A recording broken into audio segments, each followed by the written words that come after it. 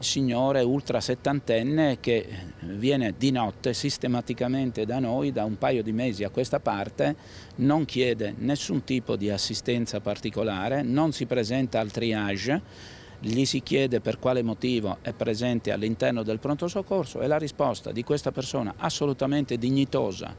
e assolutamente al suo posto è: io vengo qui perché a casa vivo tra quattro mura in uno spazio eccessivamente ristretto, non ho l'aria condizionata, io non riesco a sopravvivere durante la notte. Questa una delle storie che si vedono al pronto soccorso di Padova. A raccontarcela Vito Cianci, che lo guida, e con quell'uomo che cerca riparo dalle notti tropicali ha parlato per cercare di capire il suo disagio. Dottore, venga lei a casa mia,